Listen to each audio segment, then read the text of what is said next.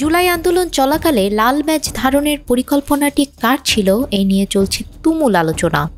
সম্প্রতি এক সাক্ষাৎকারে ঢাকা বিশ্ববিদ্যালয় শাখা ছাত্র শিবিরের সভাপতি SM ফরহাদ দাবি করেন এর প্রথম প্রস্তাবক তিনি। তবে এ বিষয়ে ভিন্ন দাবি করেছেন বৈষম্যবিরোধী ছাত্র আন্দোলনের তৎকালীন অন্যতম সমন্বয়ক ও বাংলাদেশ গণতান্ত্রিক ছাত্র সংসদের ঢাকা বিশ্ববিদ্যালয় শাখার আহ্বায়ক আব্দুল কাদের।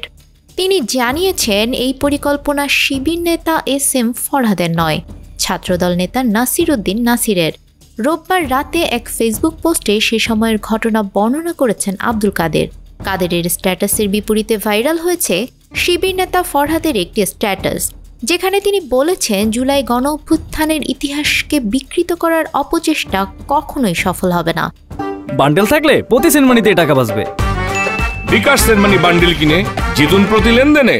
আমাদের কোনো দাবি বা বর্ণনার বিপরীতে কেউ ভিন্ন কিছু দাবি করলে প্রয়োজনে সাংবাদিকদের কাছে ডকুমেন্টস দেয়া হবে। আর এ নিয়েই এখন আলোচনা সব মহলে। আসলে প্রোফাইল লাল করার মাস্টারমাইন্ড কে বা কারা? চোখে মুখে লাল কাপড় বাঁধা এবং প্রোফাইল পিকচার লাল করা কর্মসূচির পেছনের গল্প শিরোনামে দেয়া স্ট্যাটাসে আব্দুল কাদের লেখেন, 29 জুলাই সরকারের পক্ষ থেকে রাষ্ট্রীয় শোক দিবস পালন এবং কালো ব্যাজ ধারণের ঘোষণা দেওয়ার পর ওই দিন বিকেলে ছাত্রদলের নাসির ভাইয়ের সঙ্গে আমার কথা হয়। তখন নাসির ভাই রাষ্ট্রীয় কালো ব্যাজের বিপরীতে লাল ব্যাজ ধারণের প্রস্তাব দেন। ছাত্রদলের সভাপতি রাকিব ও নাসির ভাইয়ের সঙ্গে এ বিষয়ে আমাদের একাধিকবার কথা হয়।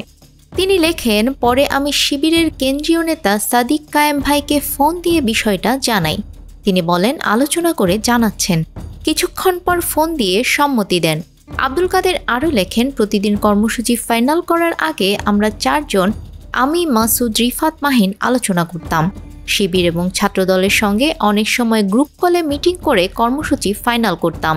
নাসির উদ্দিন নাসিরের সঙ্গে আলোচনা করে কর্মসূচি চূড়ান্ত করা হয়েছিল জানিয়ে আব্দুল কাদের লেখেন, পরবর্তীতে সাদিক ভাই এবং নাসির ভাইয়ের সঙ্গে আলোচনা করে চোখে মুখে লাল কাপড় বাঁধার কর্মসূচি ফাইনাল করা হলো এবং ছবি তুলে প্রোফাইল পিকচার দেওয়ার আহ্বান জানানো হলো।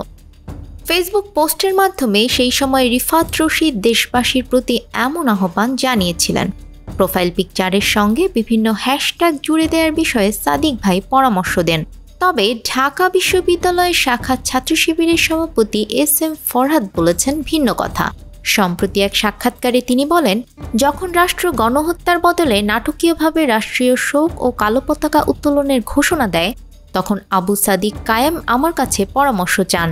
তিনি আমাকে বলেন কি করা যায়। তখন তাকে বলি আমরা পাল্টা প্রোগ্রাম দেব, তারা যেহেতু কালো দিয়েছে আমরা লাল দিই।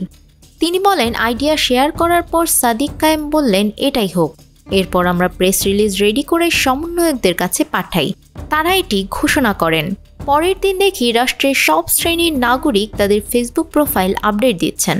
এমনকি ডক্টর ইউনুস, খালেদা জিয়ার ফেসবুক পেজ থেকেও লাল প্রোফাইল শেয়ার করা হয়। সরকার কালো করেছে তাই আমরা পাল্টা কর্মসূচি দেই, লাল রক্তের প্রতীক, এর মাধ্যমে আমরা হত্যাকাণ্ডের প্রতিবাদ করতে পারি।